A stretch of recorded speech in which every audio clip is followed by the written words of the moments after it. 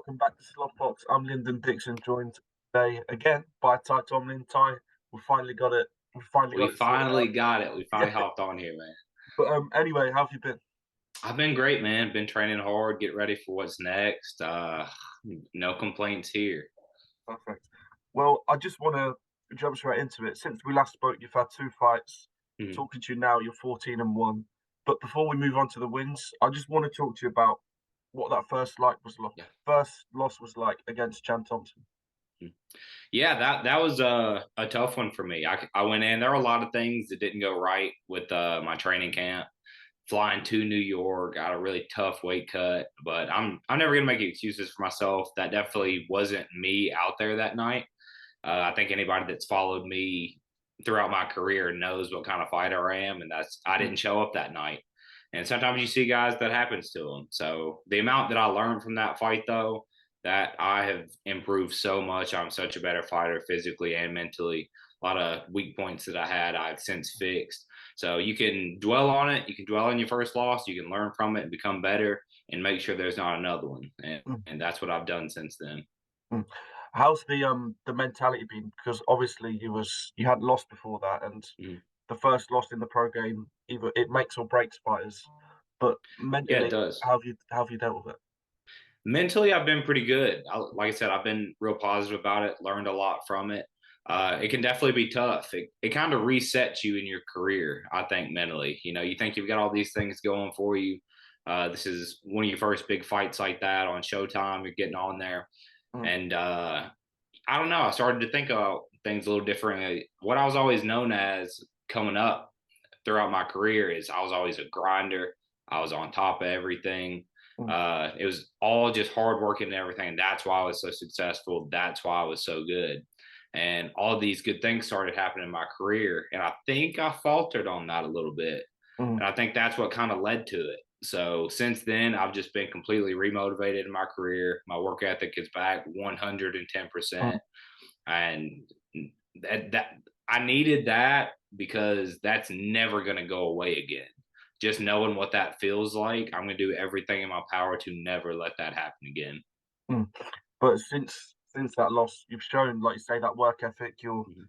back-to-back wins, I think, and most recently beating Vittori by unanimous decision. How did it feel? How does it feel to be back in winning ways? Oh man, that there's not a better feeling than getting your hand raised, especially after what happened that last time. Mm, This is probably one of the first fights where I went out there and executed my game plan exactly how I wanted to. I didn't get into any fights. I boxed the whole time, set up my shots, and that's losing that fight is what helped me work into the mental progression and getting like that. mm, Because there were times where I'm fighting guys and I'm just a better athlete. I'm the better fighter, and I'm just getting in there and applying pressure and getting guys out of there. But some mm, of these top level guys, you really got to box, set things up, and I think that's going to progress my career in such a better way now that I've been on both sides of things. mm. But talking of the progression of your career, I feel like it's moved so fast already. Like you've had so many And it fights, has, so hasn't many it? wins, and I love it. But what are we going to see next? Because we spoke before, and you said that your wrist is causing you a bit of pain at the minute. But when are we going to see you next out, and what's the plan for the year? Yeah, my wrist has been giving me a couple issues these past. I guess it's been like 2 months now. Time has flown by, Mm, but I am getting improvements in that. Doing all the training I can right now, and once the wrist gets 100%, I'm ready to get back in there as soon as possible. I miss being in the ring already. If I could have a fight in 4 weeks, I'd take that fight. mm, Um, it's been eating at me. I'm ready to get back in there. If I had to guess, though, it'd probably be about June. mm, I'm wanting to fight in June, then maybe late August or early September, something like that. Those are kind of the plans that I've talked to Ludabella about, mm, and my team. They've discussed that. We don't have any solidified dates just yet. I wish I did, so I had something to work towards. mm. But I'm just right now working every day, getting better, improving mentally and physically. And when I do get a date, I'll make sure to broadcast that and get it out. Mm. You mentioned him there, Luther Bella. I just wanted to get your thoughts and opinions on working with him because you seem to have quite a good relationship. I'm just looking at his Twitter. He talks about you very highly. What's Right. it like working with him? Yeah, just a Hall of Fame promoter that's Mm. been there with everybody. He's seen some of the best fighters in the world, had some of the best fighters in the world signed, and he puts his stamp of approval on me. And we have a really good working relationship. Mm. I'm not sure what my next fight's going to be, whether I am fighting locally, but I think I might be traveling for my next one based on our talks. So maybe I'll get to come up there to New York, fight out there, and get to hang out with Lou. Well, moving on from yourself for a little bit, the fight that boxing fans want to see, it's finally been announced, and we've had a Oh, couple man. of press conferences for it. It's Tank versus Garcia. Firstly, what do you make of the press conferences? Because they're great to watch. The press conferences have been really fun, chirping at each other, talking about some of the things they think they're going to see in the fight, Mm. and then just the comedy of it all. You got to throw in a couple jabs, some funny stuff in there as well. I think it's great. I think it's a great matchup. Like you said, it's what boxing has been missing in past couple years, and why boxing has kind of taken a backseat to some other sports. Is you look at all the big fights when boxing was at its peak, it was the top guys fighting the top guys. And in the past year, maybe 2 years, guys are finally starting to come back around to that. Mm. I'm not sure if it's fan pressure. I'm not sure if it's money, promoter pressure, whatever it is, but I love it. That's what boxing needs. Two of the top guys, just young studs, getting in there and going at it. And that's going to bring young fans, old fans, everybody back to it. So I'm really excited for it. Mm. But in terms of the actual fight itself, a lot of people are picking Tank. But since the press conference, after they both looked, a lot of people are now starting to think, well, maybe Garcia could nick this. Who's your pick and why? I'm gonna go with Tank just because I've seen what Tank's power does to guys, and it looks like Garcia struggled just a little bit with Campbell Mm. and getting dropped that one time. If you get hit by that shot from Tank, you're not getting back up from it.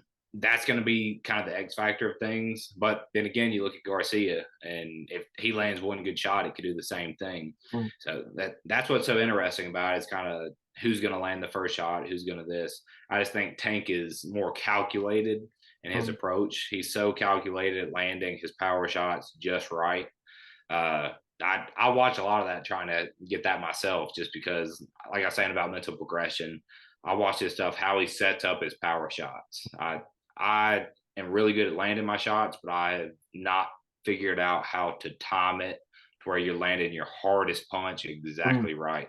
And he's got that down. And I think he is going to bait Ryan into something, land that shot, just like he did with Rolly, just like he did with Santa Cruz. There's so many different guys that he's done it with. I think Ryan's going to fall victim to it too. Another big fight in the States that's coming up soon. It's David Benavidez against Caleb Plant. Oh yeah, that's a special one for me. That is, what do you think to that Mm-hmm. one? If Caleb can go out there and box him, he can beat him.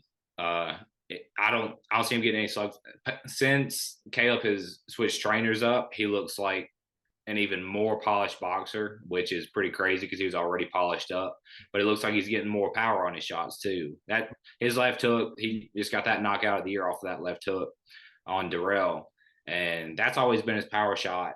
And that's the thing. If he can box, get that shot in there from time to time, hurt David with it, make him think about coming forward and applying that pressure.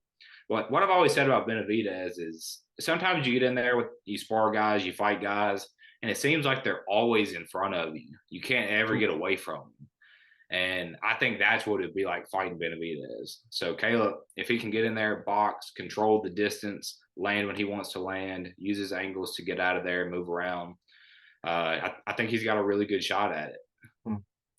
But moving on, what I like to do with some of the guys I interview is quick fire fantasy fights. Is fighters that didn't meet maybe because they were slightly different weight or slightly different generation. Mm-hmm. But the first one, Floyd Mayweather against Sugar Ray Leonard.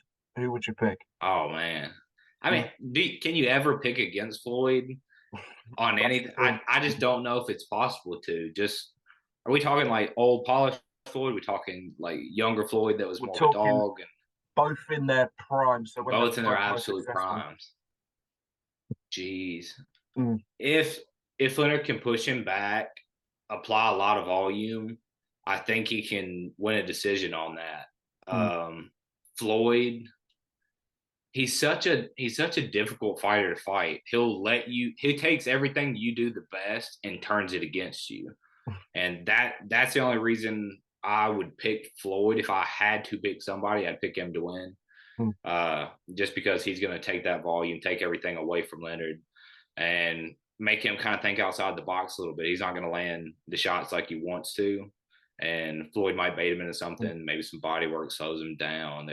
That's where I would go with it. That's a good one. mm. The next one, Roberto Duran against Lomachenko. Mm, Jeez, I'm gonna say Lomachenko outboxes him. Mm, Um, Duran's a wild card though, just because he always did have power and he's such a tough guy. Where Lomachenko makes a lot of guys quit and things like that with him being so stylistic, you're never going to get that from Duran. mm, He's just going to keep coming the entire time. mm, And Lomachenko now has seen that in fights. I know the fights that he did drop or were close in the beginning. That's what it was. Guys just coming forward, making him uncomfortable and just being tough, which I think is often the hardest kind of fighter to fight. mm. Next one, Muhammad Ali against Mike Tyson. Mm. I saw Mike Tyson talk about this. I don't know if he was talking to Ali about it or talking, maybe somebody asked him that question. Mm, And he said he would never bet on himself against Ali just because Ali was one of the greatest ever. mm, Um, it's very hard because you see different fighters in different generations. I'm gonna pick Ali. Just as hard as Mike Tyson did hit, there were guys in his generation that had outrageous power as well and were just as tough. Uh, Maybe a close fight. There's a couple guys get knocked down here and there. Tyson might get dropped. Ali might get dropped, but I'm gonna give Ali a decision. The last one of these, Lennox Lewis against Tyson Fury. Oh man, that's a good one. Mm. That might be the best one so far. Imagine if that happened. Lewis was so good. He Lewis was. was so good. I met Lennox when I fought at Bridgestone, and he's such a big guy, just broad in every way, Yeah. just a whole force. As good as Tyson Fury is, I'm gonna go with Lennox on this one. Mm, Um, gonna maybe keep him a distance on his jab, not let Tyson do everything he likes to do, just because Tyson is a light, floating heavyweight, move around, works a lot of combinations, mm. and I think that's going to be hard to do when he's getting jabbed by somebody like Lennox did, and has power on every punch, can put things together. He's pretty well rounded. Mm. Well, mate, it's been a pleasure so far. But my last question: where do you see yourself come the end of the year? Because it's a big year for you. I know you've got that wrist injury going on, but where do you see yourself come the end of the year? Yeah, towards the end of the year, I want people to look back at that loss and kind of think about how much it did motivate me this year. Mm, I've got my first fight out of the way, got back in the win column. Hopefully, I can get back in there. Let it be June, sometime around there. I hope pick up another win. And towards the end of the year, I want back on a platform like Showtime. I want to get back on there and mm, show everybody that was kind of a fluke, that I'm a much better fighter than I showed that night. mm, I know they had it even on the scorecards, but I felt like I could finish the fight, but I want to get on there and just put that idea to rest, just because a lot of people going into that fight, they question if I was for real or not. And I mm, feel like I let some of my fans down and myself down on that, because I know I'm for real. I know what I have to offer, mm. and I didn't show up that night. So I want everybody to look at this year leading up into a big fight on a TV platform, me coming out with my hand raised, Mm. and everybody kind of saying, "Oh, okay, he is for real. He got motivated by that last loss, and that's kind of a thing of the past." Well, mate, I really hope it happens, and I think it Oh, will. But it's been it a will pleasure. happen. It will. I've been Lyndon Dixon. He's been Ty Tomlin, and we'll see you again on the next one.